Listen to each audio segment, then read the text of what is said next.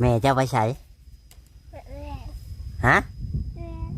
มาไปเรียกแม่ไปเรียกโดยอยู่กับน้องนี่บ่ โดย อ๋ออยู่กับน้องโดยกูจะไม่หมอเก็บตรงนี้กูจะหมอเก็บตรงนี้อยู่กับน้อง2 คน โดย กินข้าวแล้ว กินแล้วจะบุกผิด จะมาพริก โดย เจ้ากองพริก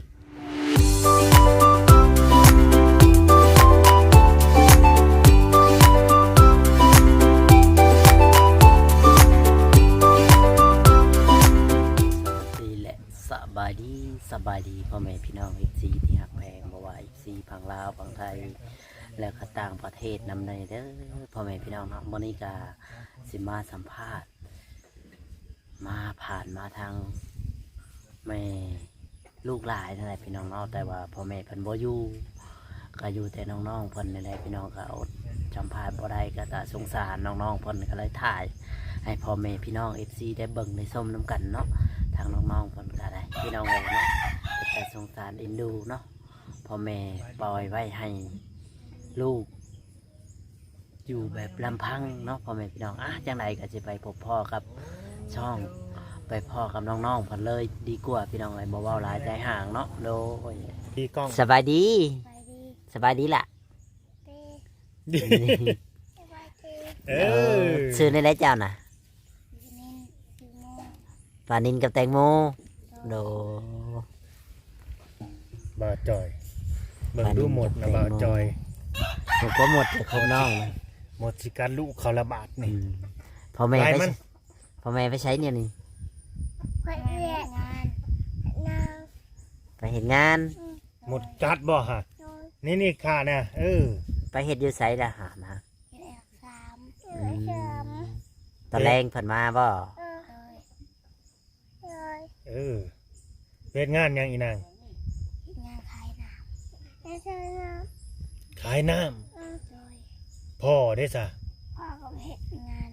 บ่อนเดียวกันบ่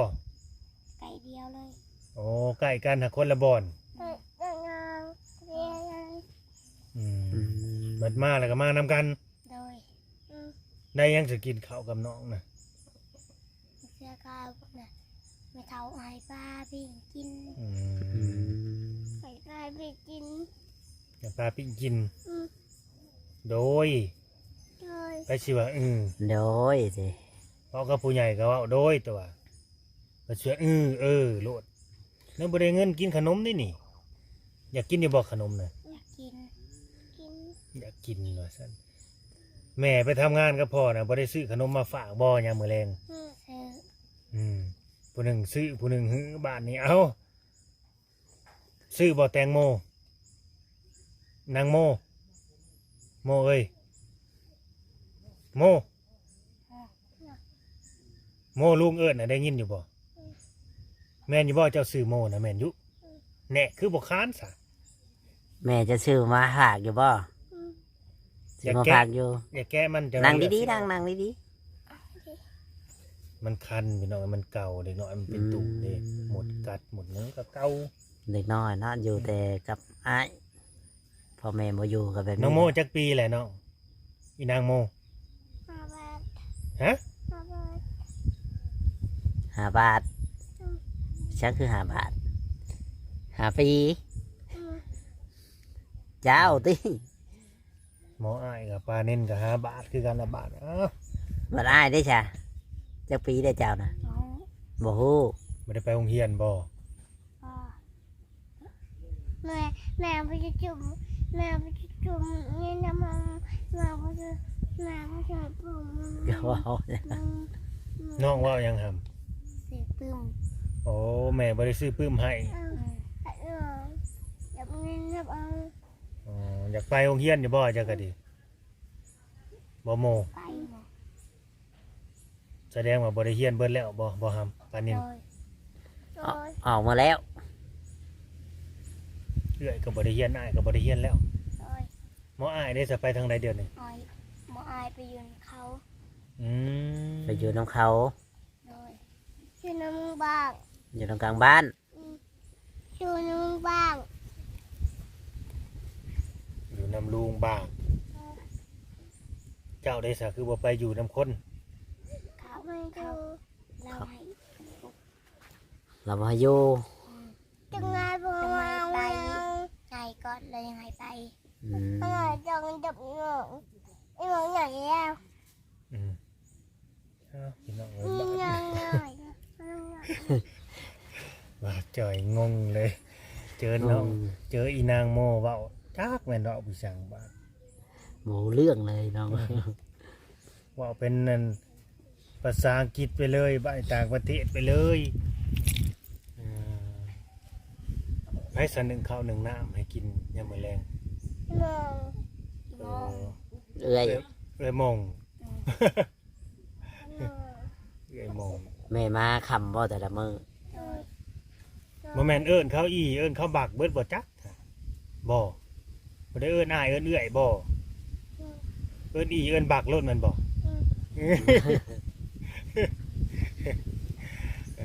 คือบ่เอิ้นอ้าย ยังมองเออ บ่โมคือบ่เอิ้นอ้ายนินอ้ายปานิน อะไรนี่ เออบัดสิว่าเอิ้นบักปานินโลดสิบ่อันนั้นก็เอิ้นเอื้อยยังอันน่ะเอื้อยยังนอนอยู่ ตี น่ะ มองไม่มอง เอื้อยมง และ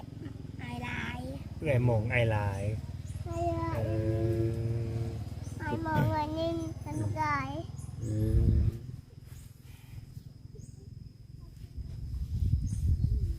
หนังดีๆดินใช่กันนะ แม่นอยากกินข้าวบ่ กินแล้วพาน้องกินข้าวแล้วบ่เนี่ย กินแล้ว พาน้องกินข้าวแล้ว มาเคาะเป็นแล้วนี่มาเคาะนี่อยากกินมาเคาะเด้ ยัง ไผสิขึ้นให้กินเนาะมาเคาะนี่ ยัง ขึ้นได้ป่ะเจ้านะขึ้นต้นไม้นี่ได้ป่ะ หนูได้ ขึ้นบ่ได้ ไอ้มองถึงได้แม่ไม้ขึ้น อืมแม่ไปทำงานของมือเนาะ เออ โดย ไอเดียวนี่มีแบะจักโตปานินเดี๋ยวแบะจักโต หาเจอ 5โตแม่นสิบ่ปานินน้องเงิน ที่เจ้าก็มีแปะเขามีแปะ อืม เขาเจอบุจะอูกมัง อืม จะแม่มัง กับลูกมันไม่มัน 5โตบ่อีนาง อืม งัวได้ซะ ไม่บ่มี ควายเด้ ควายบ่มีไก่ มีไก่จักโต มังจะมังไก่อะมังแปะเอา ฮะ ไก่จ้ะ มันไปแล้วไปทางไหน เรื่อง อยู่เพื่อนพวก เรื่องดีใจสังเกตเสียเยอะ บ่ได้ซื้อเสื้อให้คืองามแท้ มาเฮา แม่เฮา อืม อืมงามเนาะ เงิน อันนี้ก็สายพูดที่ว่าไอ้แพงเด็กน้อยเด้อพี่น้องเด้อเนาะกำลัง อืม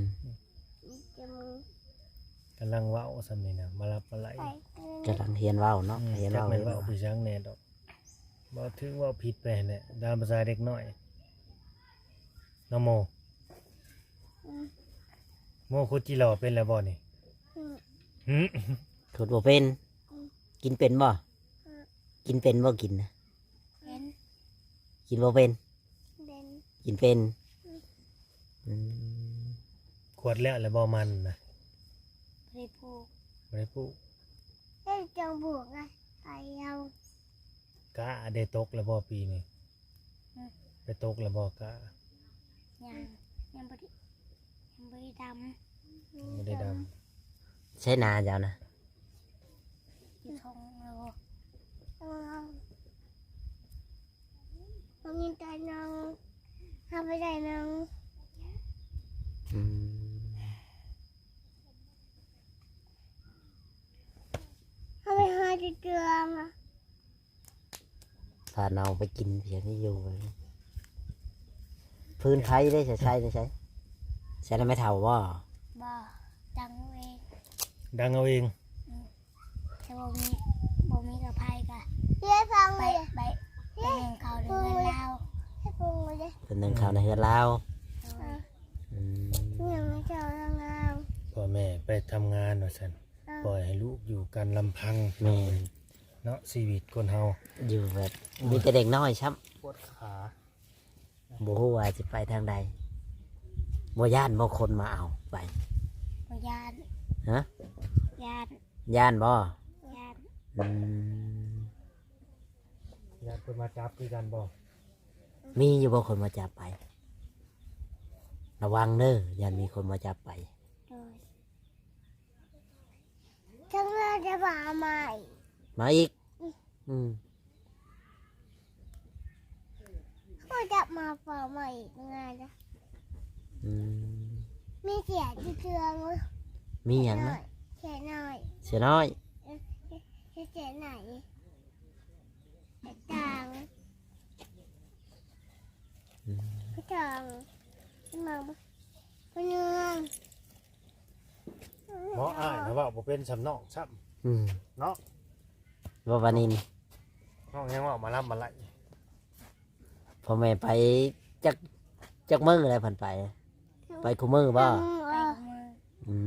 ม ตอนเช้าลุกมาก็ไป ไปแต่จักโมงบ่จักบ่จักว่าเพิ่นไปแต่จักโมงตื่นเช้ามาตื่นทันเพิ่นอยู่บ่ หมดกัดบ่หาหมอ ตื่นทันเพิ่นอยู่บ่เพิ่นไปนะ ตื่นทัน อืมเพิ่นไปเพิ่นเอาเงินให้อยู่บ่ ให้เขาเจอเขาไปถึงพังพนางอาจา อืม ให้ยังงับตาอยู่ถ้าตื่นบ่ทันให้ยังงับตา ให้ถึงจ ยังบ่ตื่นช้ำ อืม อืมเพิ่นบ่ได้บอก ำ ว่าเพิ่นไป นางบอกเขาให้นาง เออ อยากนอนอีหยังกันน่ะ แดงแดง แดงกัด แมวรักแง่ใครรักแง่แมว อืม แมวจีแมวจะเจอแดดเดิน อืม แดด พังนกเว้าได้พี่น้อง ถามด้วยว่าเลขสิออกหยัง เล็กออกหยังได้ฮู้จักอยู่บ่ โม น้อง โม โม มื้อนี้เลขลาวสิออกหยังโม เจาะยัง บอกลูกแม่นเลขสิออกหยังมื้อนี้ ฮู้จักอยู่บ่ ใช้เงิน นี่ ซื้อข มัน นม ก็จะชาตัวนี้ ฮะ ชาคุณแดนอยู่ บอกว่าพังลุงสิถามนี่เลขสิออกหยังมื้อแรกนี่ลุงใช้เงินซื้อขนมนี่บอกมาดู หึ บ่โม นี่ นางโม ถามมา เลขสิออกหยังมื้อแรกนี่ แบบ 58เลขเนี้ย58 58ซะบ่เอาใหม่ดูหาเลขสิออกหยัง เดาเดา เอา58 59เพราะว่าไปอีกละบาทนี่ เดาหน้าป้อม หึ หน้าป้อม อิหยังวะ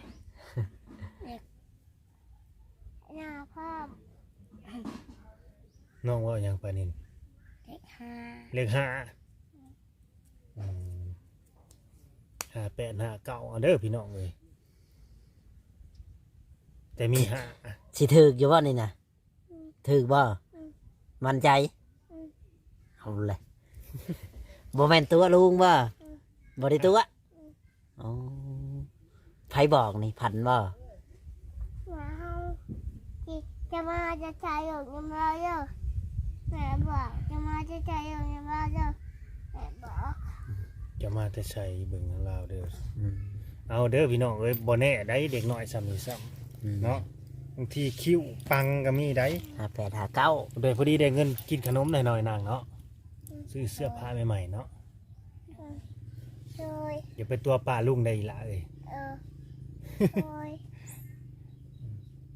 58 59 โอเคเจอน้ำมึงบ้างาจะ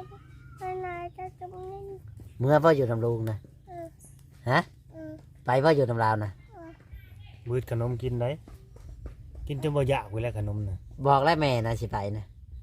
ไป ฮะ ไปเก็บเอาเสื้อผ้าได้กันสิไปกันดิ กินอะไรให้บไดไป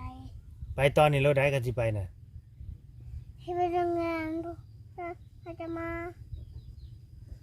กินอะไรให้วันมูเด็กไม่ให้ไปทำงานจะ เงินไม่ให้ใช้ว่าสิไปนำลุงกินนี่นะบ่ไปเลย จีเมย์ จะจะมาจะมาที่จังเจอที่จังเจอจะทำการ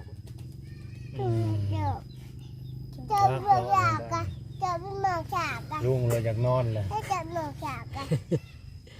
พากันเว้าอีหยังกันนะเงาเกิดมองขาด เกือบขาด เลือดจินเจียวแดง ยังให้ซื้อเกือบให้สมบอ คือสองจะไม่มาฉากที่นั่น นี่แหละน้องคน บ่ได้อายบ่ได้ยานคน อยู่ซื่อๆที่ลูกดีๆนี่นางจำได้ป่ะนี่จำได้ป่ะ จำว่าได้ ไม่ว่ามันจืดได้อีกได้ จำได้ป่ะนี่ จำได้ ชื่อในไหนเรานะไปแจ็คชื่อเราอยู่ป่ะชื่อในไหน แล้ว ดาวคือเก่งแท้ ปานกันเด้อนี่เด้อกับอายเด้อ โดยชื่อ คนละ10,000เด้อ โดย เห็นในไหน ให้น้องปานกันเด้อไปแล้วเด้อ จีบกันคนละครึ่ง ใบเด้อ20,000น่ะ เอาไปซื้อขนมกิน กินเด้อ โดย ขนมแบบว่าใบตอนนกแก้วพี่น้องเลยใบตอนนกแก้วน้อย เอาเป็นเชยดิ อืม แต่มันยังว่าบัวชัดเนาะว่าแบบแบบ เราบอกเกี้ยงว่าบ่ชัด อืม อย่าญาติกันเด้อ มันสิขาดเด้อ สิขาดจังได๋เขาบ่เอาได้มีแต่ไปซื้อขนมแล้วก็ปานกันกิน โอเคพี่น้องเอ้ยตามหน่อยเนาะ แมน บ่จะมีหยังเพิ่มเติม บ่มีหยังหรอก มีแต่สิไปฝากไปซื้อเลขได้จังนั้นมันสิบ่ทันเด้ แม่ 5859เด้อพี่น้องเด้อจัดไปนักๆทันทึกออกมาอีหลีก็อย่าลืมนางโมเด้อ FC เนาะโอเคเอาสบายดี สบายดีกัน บ๊ายบายดูอีนางบ๊ายบา บ๊าย ยบายเด้อ บ๊ายบายดูแบบนี้ดู ไป